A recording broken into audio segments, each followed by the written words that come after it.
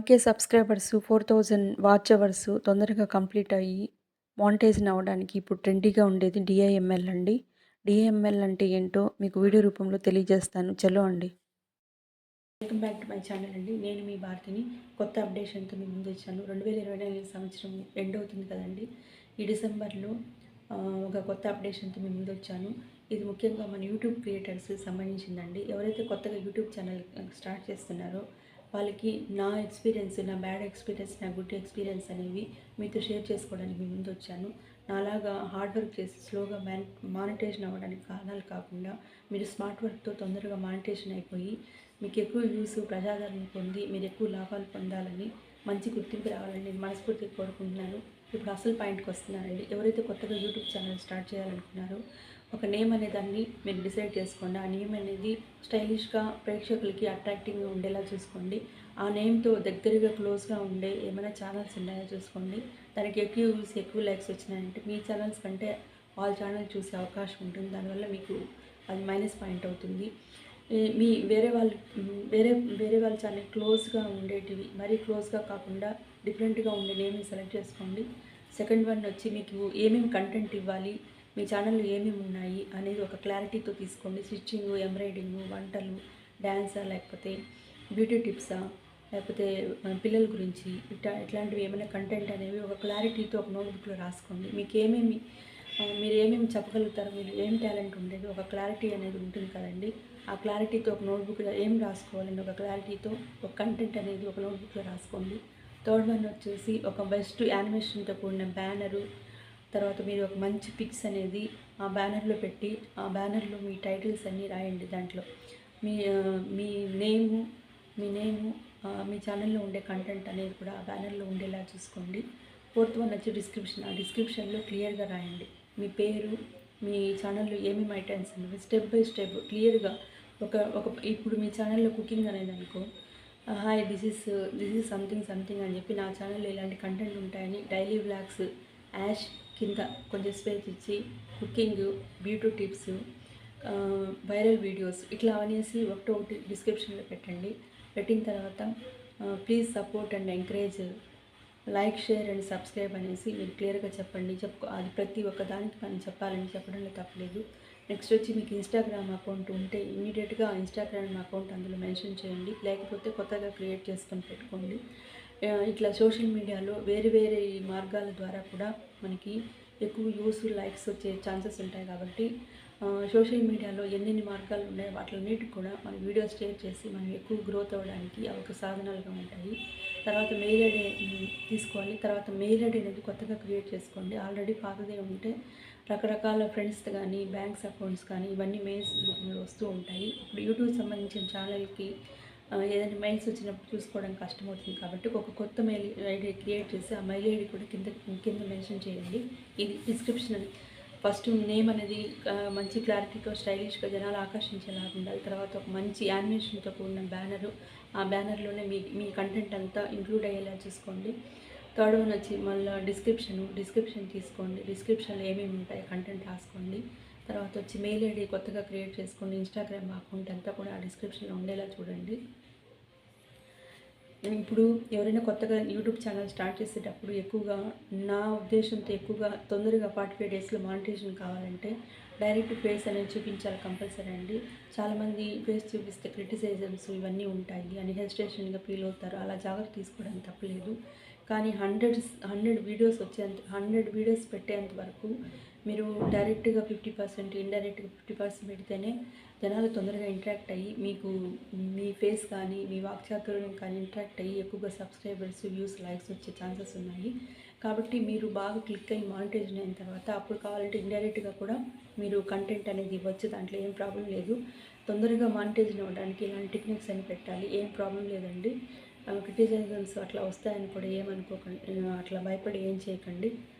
మీరు అట్లా డైరెక్ట్గా మీరు ఫేస్ పెట్టి చేయండి. అది ఆడవాళ్ళైనా జెంట్స్ అయినా కానీ చేయండి.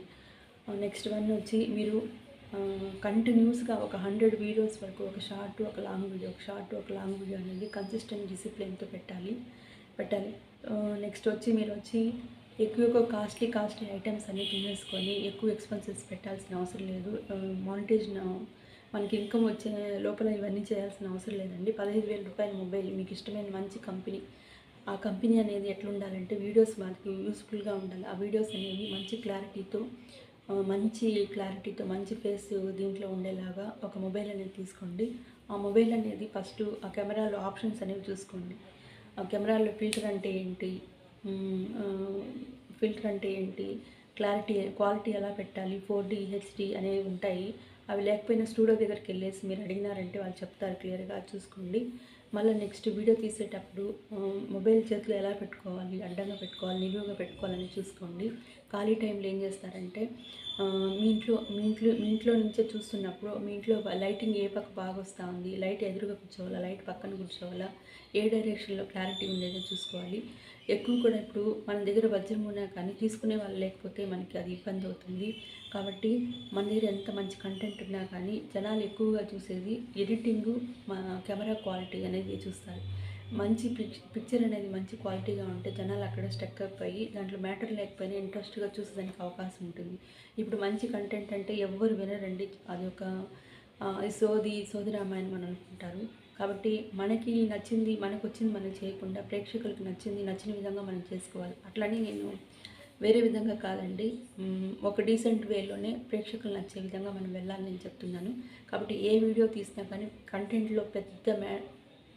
కంటెంట్ బాగా ఉండాలనే కాకుండా ఫస్ట్ మీరు ఫోకస్ చేయాల్సింది జనాల్లో ఇంటరాక్ట్ అయ్యేదానికి మంచి క్లారిటీ ఉండాలి. కాబట్టి కెమెరా పెట్టుకొని వీడియో ఎట్లా తీయాలి, ఇంట్లో ఎన్విరాన్మెంట్ లైటింగ్ ఎట్లా ఉంటుంది, ఏకాంతమైన ప్రదేశాలు కుక్కలు అరవకుండా వేరే శబ్దాలు లేకుండా ఒక ఒక ప్రైవసీగా మీరు అరేంజ్ చేసుకొని దాని ద్వారా వీడియోలు తీయడం వల్ల ఒక క్లారిటీ అనేది వస్తుంది. అట్లా సెట్ చేసుకోండి. నెక్స్ట్ వచ్చి మీరు కాస్ట్లీ ట్రైపాడ్స్ అవన్నీ ఏం అవసరం లేదండి.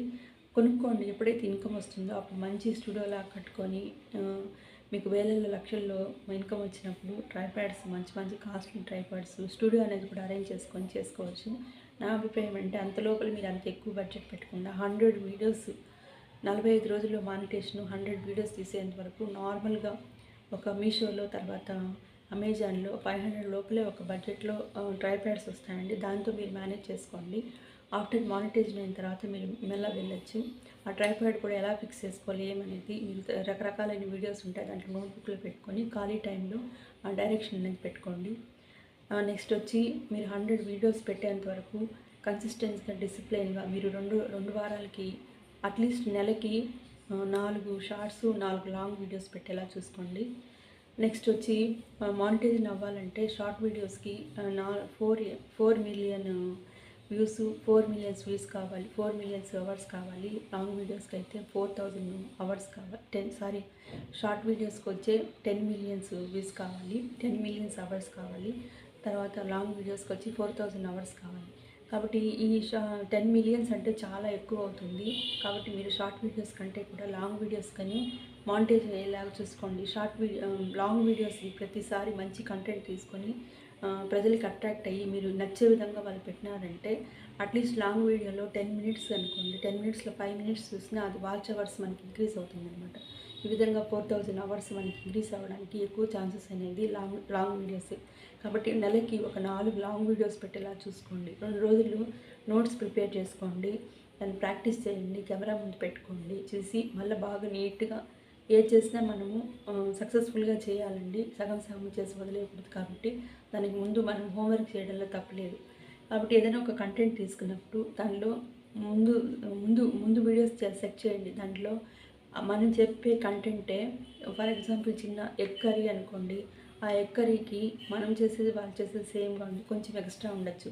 కానీ దానికి 10 మిలియన్స్, 5 మిలియన్స్, 2 మిలియన్స్ వచ్చేసుంటారు.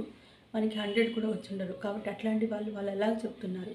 ఇప్పుడు మాక్సిమం 1 మిలియన్ వ్యూవర్స్ ఉండేటప్పుడు ఆ 1 మిలియన్ వ్యూవర్స్‌కి వాళ్ళు ఎలా అట్రాక్ట్‌గా డిఫరెంట్‌గా ఏం చెప్పారనేది ఒకటి గమనించి మనం మక్కీ కాకుండా ఆ విధంగా కొంచెం క్రియేటివ్‌గా మనం కూడా చేసుకున్నామంటే మనకి వ్యూస్ వచ్చే అవకాశం అనేది ఉంటుంది. కాబట్టి మనం ఏదైనా కంటెంట్ తీసుకున్నప్పుడు మంచిగా సెలెక్ట్ చేసుకొని కెమెరా ముందు ఎట్లా మాట్లాడాలి, తర్వాత దానికి ముందు క్లిక్ అయిన దానికి వాళ్ళలో స్పెషాలిటీ ఏంటని గమనించుకొని మనము కంటెంట్ ఇచ్చి మాట్లాడడంలో బిఫోర్ వీడియో రిలీజ్ చేసేటప్పుడు ఇలాంటివి ప్రాక్టీస్ చేయడంలో తప్పలేదండి. వీడియో ముందు మనం ఏమైనా మాట్లాడాలన్నప్పుడు 1-10 సార్లు మీరు హోంవర్క్ చేసుకొని ముందుగా మాట్లాడండి. ఎందుకంటే హార్డ్ వర్క్ అంటే కూడా smart work very very important. ఎప్పుడో మనం డైరెక్ట్గా మాట్లాడి మనకి మన వీడియోస్ నచ్చలేకుండా ప్రేక్షకులు లేట్గా సబ్స్క్రైబ్ చేసుకొని లేట్గా మానిటైజ్ వేయడానికంటే కూడా క్విక్గా స్మార్ట్ వర్క్ చేసి బాగా ప్రాక్టీస్ చేసి ఇచ్చే వీడియోస్ అనేవి తొందరగా చెప్పినామంటే 45 రోజుల్లోనే మీకు ఎక్కువ సబ్స్క్రైబర్లు వచ్చి మానిటైజేషన్ కూడా అయిపోతుంది. తర్వాత నేను చెప్పే సజెషన్ ఏంటంటే, ఇప్పుడు జనాలు ఎక్కువగా ఇంటరాక్ట్ అయ్యేది పక్క వాళ్ళ జీవితంలో ఏమేమి తొంగి చూసేదానికే ఎక్కువగా ఇంట్రెస్ట్ చూపిస్తారండి. కాబట్టి ఆ పక్క వాళ్ళు పొద్దున్నుంచి సాయంత్రం వరకు డైలీ లైఫ్లో ఏం చేస్తున్నారనేది చాలా ఇంట్రెస్ట్గా చూస్తారు. కాబట్టి ఎక్కువసేపు తొందరగా వాచ్ అవర్స్ సబ్స్క్రైబర్లు పెరగాలంటే మీరేం చేయాలంటే డైలీ మీ లైఫ్లో జరిగేది ఒక కంటెంట్గా తీసుకోండి మానిటైజేషన్ అయ్యేంత వరకు. తర్వాత మీకు నచ్చిన కంటెంట్ మీరు ఏదైనా చెప్పదలుచుకున్నప్పుడు నిదానంగా స్లోగా జనాల్లో తీసుకెళ్ళి మీరు ఇంటరాక్ట్ అయ్యవచ్చు. కాబట్టి ఫాస్ట్గా క్విక్ కావడానికి డైలీ రొటీన్ వ్లాగ్స్ అనేవి పెట్టండి. మార్నింగ్ ఏం చేస్తారు, ఈవినింగ్ ఎలా చేస్తారు, మీరు హౌస్ని ఎలా క్లీన్గా పెట్టుకుంటారు, లంచ్ బాక్స్ ఎలా ప్రిపేర్ చేస్తారు, మీ పిల్లలకి ఎలా ఉంటుంది, అట్లా డైలీ ఒక్కొక్కటి పెట్టండి. లేకపోతే ఇంకేదైనా నచ్చిన ప్రదేశాల్లో వెళ్ళినప్పుడు, ఒక గుడికి వెళ్ళినప్పుడు, ఒక టూర్కి వెళ్ళినప్పుడు అలాంటి కంటెంట్ తీసుకుని డైరెక్ట్గా ఫేస్ కనబడుతూ జనాలు ఇంటరాక్ట్ అయ్యే వీడియోస్ పెట్టినారంటే తొందరగా ఖచ్చితంగా అండి 45 రోజుల్లో ఛాలెంజ్ సబ్స్క్రైబర్స్ పెరుగుతారు, మానిటేషన్ వాచ్ అవర్స్ పెరుగుతాయి, 4000 గంటలు వాచ్ అవర్స్ పెరుగుతాయి, మీరు ఛానల్ అనేది క్లిక్ అయిపోతుంది అనమాట. ఇట్లాంటివన్నీ తీసుకోండి నేను చెప్పే సజెషను. కాబట్టి మన దగ్గర వజ్రమైనా కానీ ఎదుటోళ్ళు తీసుకోకపోతే అది ప్రయోజనం ఉండదు. అదే నా బ్యాడ్ ఎక్స్పీరియన్స్ ఏంటంటే నాకు భగవంతుడు ఇచ్చిన వాక్చాతుర్యము, తర్వాత బాగా మాట్లాడగలను, మంచి మంచి కంటెంట్తో మంచి మాటలు మాట్లాడతాను. కానీ అది జనానికి ఎవరికి నచ్చదు. కాబట్టి ఇట్లాంటివి ఇప్పుడు అట్లని మనం మరీ దిగజారిపోయి వల్గర్గా ఉండాల్సిన అవసరం లేదు. ఇప్పుడు జనరేషన్లో పక్క వాళ్ళ జీవితాల్లో ఏం జరుగుతూ ఉండదు అనేది ఇప్పుడు ఒక ఫ్యాషన్ అయిపోయింది. కాబట్టి అట్లాంటి ట్రిక్ని మనం ఫాలో అయ్యి మీ డైలీ రొటీన్ లైఫ్లో ఏం జరుగుతుందో ఆ కంటెంట్ అనేది మీరు రెగ్యులర్గా పెడుతూ వచ్చేయండి. 2 డేస్కి ఒకసారైనా, వారానికి ఒక వీడియో అన్నా, లేకపోతే అట్లీస్ట్ నెలకి 4 లాంగ్ వీడియోలు, 4 షార్ట్ వీడియోలు వచ్చేలా చూసుకోండి. ముఖ్యంగా షార్ట్స్ వల్ల మనకి వాచ్ అవర్స్ అవన్నీ ఏం పెద్ద పెరగవండి. ఒక నెల లోపల, ఒక సంవత్సరం లోపల 10 మిలియన్స్ లేకపోయినా ఉంటే మళ్ళీ వాచ్ అవర్స్ అన్నీ తగ్గిపోతాయి షార్ట్స్లో. అలాగే లాంగ్ వీడియోస్ కూడా తగ్గిపోతూ ఉంటాయి. మనం పడ్డ కష్టం అంతా వృధా అయిపోతుంది. 1 ఇయర్ లోపల మనకి 4000 వాచ్ అవర్స్, తర్వాత 10 మిలియన్ షార్ట్లో అయితే 10 మిలియన్స్ వాచ్ అవర్స్ అనేది ఉండాలి. కానీ మనకి 10 మిలియన్స్ అంటే చాలా టఫ్. 1 ఇయర్ లోపల మనం కష్టపడి 1 ఇయర్కి కొంచెం దగ్గరగా ఉండి కూడా వాచ్ అవర్స్ సరిగా లేదంటే అది మళ్ళీ రెడ్యూస్ అయిపోతుంది, తగ్గిపోతాయి, దానివల్ల వేస్టేజ్ అయిపోతుంది. కాబట్టి స్మార్ట్ వర్క్గా జనాలకి ఏం నచ్చుతుందో అది మనం చేయాలి. ఫేస్ డైరెక్ట్గా చూపించడము, రెగ్యులర్గా మన డైలీ లైఫ్లో ఏం జరుగుతుందో అదంతా కూడా ఒక కంటెంట్ లాగా తీసుకొని రెగ్యులర్గా వీడియోని పోస్ట్ చేయడం. దానివల్ల డిఫరెంట్గా 4000 వాచ్ అవర్స్, తర్వాత 10 మిలియన్స్ అనేవి ఖచ్చితంగా వస్తాయి. మీ ఛానల్ అనేది మానిటైజేషన్ అయిపోతుంది. తర్వాత నిదానంగా మంచి కంటెంట్ తీసుకొని కూడా మీరు చేస్తున్నామంటే మీకు డబ్బులు అనేవి వస్తాయి. ఇదండి నా అభిప్రాయం. నేనైతే అలా ఫేస్ చూపించకుండా 1 ఇయర్, 1.5 ఇయర్ వరకు నేను అసలు ఏదో పోస్ట్ చేశాను, మనకు రాదని హోప్ పోయింది. కానీ ఇలాంటి లోపాలన్నీ ఉన్నాయి. తర్వాత నేను డైరెక్ట్గా ఒక 3 మంత్స్ నుంచి నేను సీరియస్గా తీసుకొని డైరెక్ట్గా ఫేస్ చూపిస్తూ కంటెంట్ ఇవ్వడము, సీరియస్గా రెగ్యులర్గా పోస్ట్ చేయడం వల్ల నాకు ఛానల్ అనేది గ్రోత్ అయింది. నేను చేసిన మిస్టేక్ మీరు చేయకండి. 45 డేస్లోనే స్మార్ట్ వర్క్తో మీరు ఇలా చేసేయండి. జనాలకి ఇప్పుడు బాగా నచ్చేది మన రెగ్యులర్ లైఫ్లో ఏం జరుగుతుంది అనేది వాళ్ళకి చాలా నచ్చుతుంది. అలాంటి వీడియోస్ మీరు తీసి రెగ్యులర్గా పోస్ట్ చేసి జనాలు ఇంటరాక్ట్ అయ్యి తొందరగా సబ్స్క్రైబర్స్, తొందరగా వాచ్ అవర్స్ క్లియర్ చేసుకొని మానిటైజేషన్కి ఎలిజిబుల్ అయిపోవాలని నేను కోరుకుంటున్నాను. తర్వాత మీకు నచ్చిన విధంగా మీరు ఇండైరెక్ట్గా కూడా వీడియోస్ తీసుకుంటే అప్పుడు జనాలు మీకు అలవాటు అయిపోయి ఉంటారు. కాబట్టి వాళ్ళు దానికి చూడడానికి కూడా ఇష్టపడతారు. తర్వాత మీరు ముఖ్యంగా ఛానల్ పెట్టేటప్పుడు మ్యూజిక్ కానీ లేదా చిన్నపిల్లలకు సంబంధించినది కొట్టేది, తర్వాత చిన్నపిల్లల దగ్గర పక్కన లేకుండా టపాసులు కాల్చే వీడియోస్, స్నానాలు చేయించే వీడియోస్ ఇవన్నీ కూడా పెట్టకండి. అదంతా కూడా కాపీరైట్ కింద వస్తుంది, క్లెయిమ్ కింద వస్తుంది, మీ ఛానల్ స్ట్రైక్ అయ్యే ఛాన్సెస్ అనేవి ఉంటాయి. ఏది చేసినా మనం అతిగా చేయకుండా జాగ్రత్తగా చూసుకొని డీసెంట్గా ఉండేలాగా చూడండి. అవన్నీ చదవండి. యూట్యూబ్ కొన్నికి రూల్స్ అండ్ రెగ్యులేషన్స్ ఉంటాయి, అవన్నీ చూడండి. లేకపోతే టెక్ ఛానల్స్లో కొంతమంది చెప్తారు, ప్రతిరోజు రెగ్యులర్గా 1-2 వీడియోలు చూసి నోట్బుక్లో రాసుకొని క్లియర్గా చేసుకోండి. నేను మళ్ళీ మళ్ళీ చెప్తున్నానండి, హార్డ్ వర్క్ కంటే కూడా స్మార్ట్ వర్క్ ఎక్కువ ముఖ్యము. మన దగ్గర ఎంత మంచి కంటెంట్ ఉన్నా నో యూజ్ అండి. మంచి వాళ్ళు చూడంగానే అట్రాక్ట్ అయ్యే విధంగా మనం చెప్పాలి. జనాలకు నచ్చే విధంగా మనం చేయాలన్నమాట. అట్లనే మనం దిగజారిపోయి చేయాలని నా ఉద్దేశం కాదు. వాళ్ళకి కూడా కొన్ని మంచి ఉంటాయి. కొన్ని ఒక అజంప్షన్స్ అనేవి ఉంటాయి. ఆ అజంప్షన్ తగ్గట్టు మనం చేసుకుంటూ వెళ్ళామంటే ఈజీగా క్లిక్ అయిపోతాము. నెక్స్ట్ వన్ వచ్చి